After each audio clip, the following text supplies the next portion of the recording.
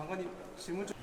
지금 어제 이제 뭐 주말쯤에 기사가 났었던 거는 이제 내일 국무회의 하시고 뭐 사퇴는 아니시지만 관련된 입장을 낼 것 같다 이런 얘기도 나오고 주말쯤에는 출마 선언하실 수 있다라는 그런 관측도 나오고 있는데 지금은 아직까지 제가 어떤 결심을 내린 것은 없고요.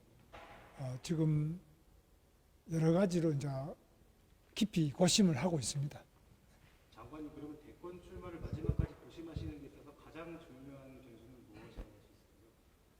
그건 아마 우리 기자분들께서도 다 아시다시피 지금 이 전국이나 또 여러 가지 뭐 제가 처한 위치나 이런 것들이 제가 뭐 전에부터 준비해 오던 것이 아니기 때문에 저는 원래 내가 대통령을 나가야 되겠다고 다른 후보들처럼 준비를 하고 있거나 이런 게 아니고 작년 계엄, 탄핵 이런 국면을 거치면서 저에 대한 국민들의 관심이 높아졌습니다. 그렇기 때문에 제 자신이 준비도 잘 안 돼 있고 그래서 여러 가지 고심 중에 있습니다. 장관님 혹시 이번 대선에서 꼭 뭐 장관님이 출마를 하시든 안 하시든지 좀 강조돼야 되는 시대 정신이나 이런 것들 좀 뭐가 있다고 생각하시는가 해보고 말씀해 주세요. 가장 중요한 점은 역시 대한민국의 정치가 이렇게 계속 대통령을 뽑아놓고 또 중간에 탄핵하고 파면하고 이런 과정이 한 번이 아니고 좀 두 번째 아니겠습니까? 이런 것이 과연 무엇을 말하는 거냐 여기에 대해서 깊은 숙고가 있어야 될 것으로 생각합니다. 두 번째는 무엇보다도 민생이죠. 지금 청년들이 졸업은 했는데 취업이 안 됩니다. 저희들도 노력하고 있습니다만은 기업이 너무 힘들기 때문에 현대 기아차도 미국에만 31조를 투자합니다.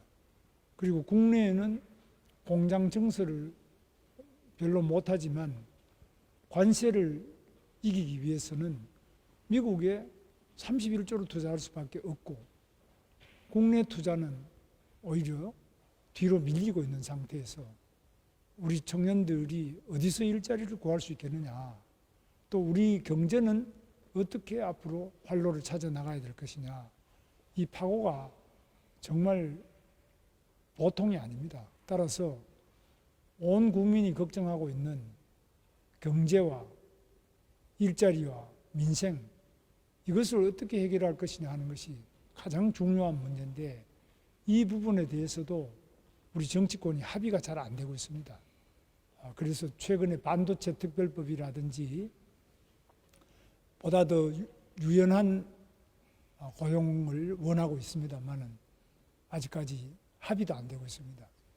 그래서 이 경제와 민생과 일자리 문제 어떻게 해결해 나갈 것인지 하는 것이 가장 중요한 화두라고 저는 생각합니다.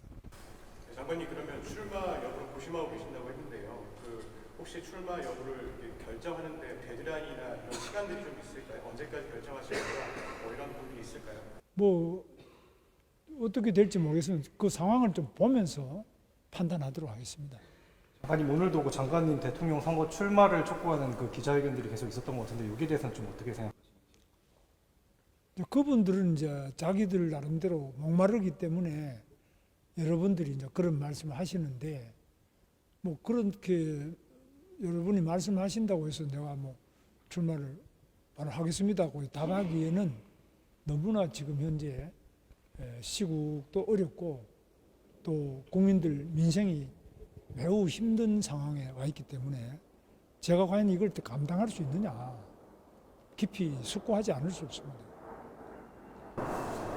혹시 지금 장관님께서 고심하는 것들 중에 혹시 뭐 장관님께 지금 야권이나 이런 데서 좀 가해지는 뭐 극우라든지 아니면 좀 편향성이 강하다는 그런 비판을 좀 중도적으로 어떻게 확산할지에 대한 고민이나 이런 것들도 많이 하고 있습니다.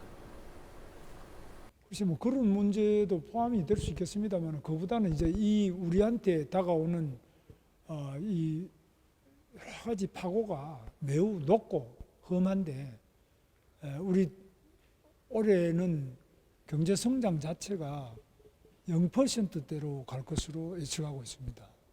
매우 어려운 상황인데 이런 상황에서 특히 젊은이들이 이제 대학을 졸업을 많이 하는데 일자리를 구하지 못하고 자기 꿈을 펴지 못하는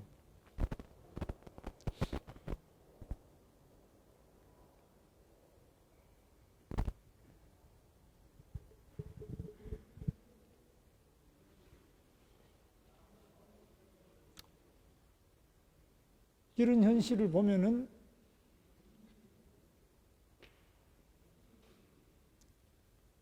이 기성세대로서는 매우 책임을 느끼지 않을 수 없습니다.